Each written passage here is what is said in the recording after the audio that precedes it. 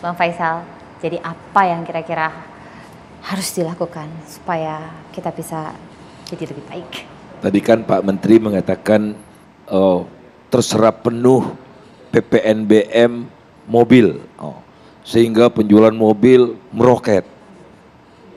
Luar biasa kan? Apa untuk rakyat kecil? Apa yang membuat program untuk rakyat kecil meroket juga gitu? Ya kita tidak mengutik-utik lah, tapi ayo yang ini juga dong, kompetisi ke arah yang baik. Kemudian ingat tahun depan penuh dengan ketidakpastian global.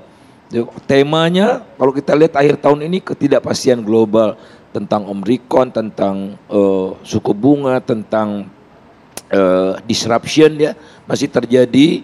Perusahaan-perusahaan besar di dunia ini menurunkan produksi karena chipsnya kurang dan sebagainya itu, maka berjaga-jagalah dengan lebih seksama itu.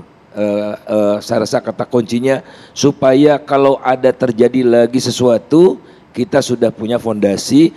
Oleh karena itu tahan sedikit syahwat bukan syahwat biologis tapi syahwat investasi ya, tahan sedikit tolong gitu karena ada persoalan yang harus kita antisipasi dan harus siap kita menghadapi itu ya. Jadi misalnya ibu kota ya. Tunda deh gitu, tolong ya. Gitu ya, tolong tunda infrastruktur segala macam, pokoknya yang terkait sama COVID dulu deh gitu. Kalau nggak ada terkait dengan COVID, tunda dulu. Itu aja. Ya, termasuk juga transisi energi ini juga agak pusing-pusing juga ini habis ini, ya Bu. Ya, saya yang pertama sepakat karena panglimanya adalah kesehatan nomor 1.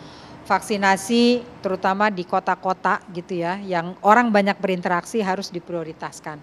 Itu masih 40%, saya lihat sendiri di Gorontalo, Manado, di NTT itu kan nggak terlalu jauh gitu ya, dari masih kota besar, tapi masuk ke dalam sedikit aja tuh masih tingkatnya 40%, 30%, itu benar sekali.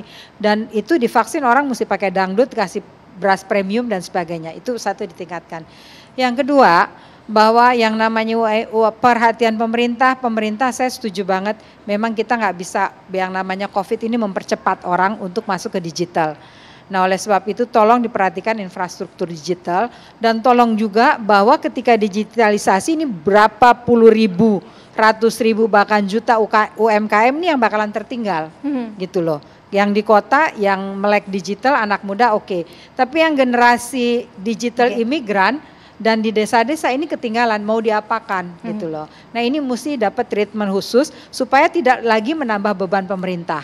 Nah kemudian itu yang kedua. Yang ketiga, ya Bang, pemerintah ajaklah ngomong BI sama OJK gitu. Jangan mereka cuma mau duitnya dari pemerintah tapi duitnya nggak disalurkan. Dan sediakanlah pasar buat UMKM. APBN dan sebagainya, menurut saya hari ini fokus bagaimana nolong UMKM dan fokus bagaimana menyelesaikan atau mengurangi COVID. Saya kira itu aja. Terima kasih. Bu Yani terima kasih, Bang Faisal terima kasih, dan sebelumnya tadi juga ada Pak Menteri terima kasih sudah sharing bersama kita. Kita sambut 2022 dengan penuh optimisme dan mudah-mudahan target yang sudah dicanangkan bisa terwujud, termasuk program-program yang sudah dibuat ini bisa terimplementasi agar ekonomi kita semakin baik dan tentunya segala macam hal yang kurang baik di 2021 bisa diperbaiki di 2022. Saya Brigita Manohar pamit, salam sampai jumpa.